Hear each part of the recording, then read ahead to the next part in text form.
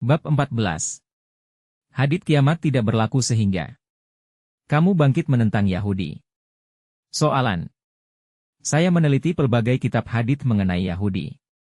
Antara hadits yang menyebut tentang Yahudi adalah, Rasulullah Shallallahu Alaihi Wasallam memberitahu, kiamat tidak berlaku sehingga kamu, orang Islam memerangi kaum Yahudi.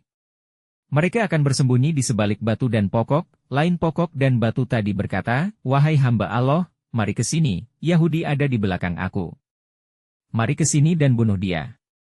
Adakah hadits ini menyatakan pertempuran dan peperangan kita dengan Yahudi berterusan sehingga hari kiamat? Adakah pada saat itu, pokok dan batu benar-benar bercakap? Adakah ia menjadi satu karamah, yaitu perkara di luar pemikiran orang biasa untuk orang Islam? Adakah orang Islam pada hari ini adalah kaum sebagaimana yang digambarkan oleh Rasulullah Shallallahu Alaihi Wasallam dalam hadits ini? Adakah mereka yang memiliki karamah itu? Ataupun karamah itu bukan untuk umat pada zaman ini, tetapi untuk umat yang akan datang, yang menghampiri hari kiamat seperti yang digambarkan dalam hadits? Saya berharap, Tuhan dapat menjelaskan kekusutan kami perihal hadits itu. Semoga Allah Subhanahu wa Ta'ala memberi kefahaman kepada kami dalam memahami kata-kata Rasulullah Shallallahu Alaihi Wasallam. Semoga Allah Subhanahu wa Ta'ala membalasnya dengan sebaik-baik pembalasan. Daripada seorang Muslim yang mementingkan keadaan yang berlaku di Palestina. Jawaban Dr. Yusuf Al-Qaradawi. Hadits itu adalah hadits syahih yang dilaporkan oleh ramai sahabat dan diambil daripada Rasulullah Shallallahu Alaihi Wasallam. Ibnu Umar mengesahkan hadits itu dan Abu Hurairah melaporkannya. Imam Al-Bukhari dan Muslim merekodkan hadits itu daripada Abu Hurairah. Rasulullah Shallallahu Alaihi Wasallam menjelaskan, kiamat tidak berlaku sehingga kamu membunuh Yahudi. Sehingga batu berkata bahwa di belakangnya terdapat Yahudi, wahai Muslim, di belakang aku terdapat Yahudi, bunuhlah dia. Dalam rekod hadits Imam Muslim pula menyatakan, kiamat tidak berlaku sehingga orang Islam membunuh Yahudi. Orang Islam membunuh Yahudi sehingga mereka bersembunyi di belakang batu dan pokok. Lalu, batu ataupun pokok itu berkata, wahai Muslim, wahai hamba Allah, ini Yahudi di belakang aku. Mari ke sini dan bunuh mereka, kecuali pohon karkat. Sesungguhnya ia sejenis pohon daripada pohon-pohon Yahudi. Imam Al-Bukhari dan Muslim merekodkan dalam kitab, dengan lafaz daripada Ibnu Umar, kamu akan membunuh kaum Yahudi dan kamu akan menguasai mereka sehingga mereka bersembunyi di helakang batu, lain batu itu berkata, wahai hamba Allah, ini Yahudi di helakang aku, bunuhlah dia. Hadits-hadits itu adalah hadits syahih serta tidak dinafikan kesyahihan hadits-hadits itu. Hadits ini juga membuktikan kenabian Rasulullah Shallallahu Alaihi Wasallam. Beberapa kurun sudah berlalu. Mereka yang membaca hadits itu berasa kagum karena ia menyebut keadaan orang Islam dan orang Yahudi yang belum berlaku, meskipun 3 kurun sudah berlalu. Yahudi adalah golongan yang ditindas. Mereka menjadi tanggungan kepada orang Islam untuk dilindungi. Hanya orang Islam sahaja yang mengambil berat terhadap mereka dan membantu mereka sewaktu kesempitan. Orang Islam juga yang memberi peluang kepada mereka dalam mengamalkan agama. Yahudi tergolong dalam kalangan ahli kitab. Mereka diberi perlindungan oleh Allah Subhanahu wa Ta'ala. Rasulullah Shallallahu Alaihi Wasallam dan orang Islam. Mengapa pertempuran antara orang Islam dan Yahudi berlaku? Bagaimana mereka mampu memerangi orang yang memberi perlindungan dan kehidupan kepada mereka? Di mana mereka mendapat kekuatan bagi membunuh orang Islam? Pertempuran antara orang Islam dan Yahudi berlaku apabila Yahudi merampas bumi Palestina daripada umat Islam. Pada masa yang sama, Yahudi menghalau penduduk Palestina dari negara mereka sehingga penduduk Palestina terpaksa menjadi pelarian di negara sendiri. Yahudi menawan dan merancang bagi memusnahkan Masjid Al-Aqsa. Sesudah Masjid Al-Aqsa diruntuhkan, Yahudi mau membina Haikal Sulaiman di atas runtuhan itu.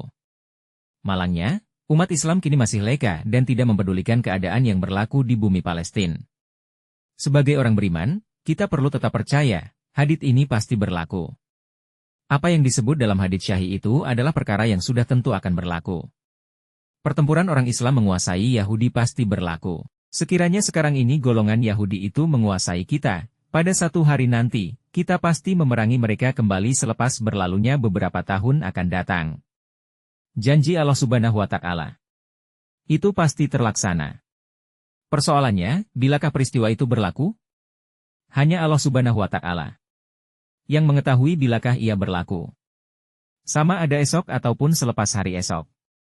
Ataupun selepas beberapa tahun yang Allah Subhanahu wa Ta'ala inginkan ia berlaku. Perkara penting yang perlu diketahui, pertempuran itu bukan semata-mata pertempuran bagi menyelamatkan negara.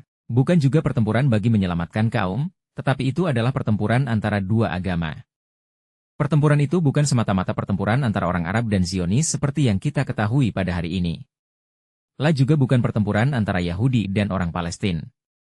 La juga bukan perlu dihadapi oleh orang Irak, Syria, dan Mesir sahaya.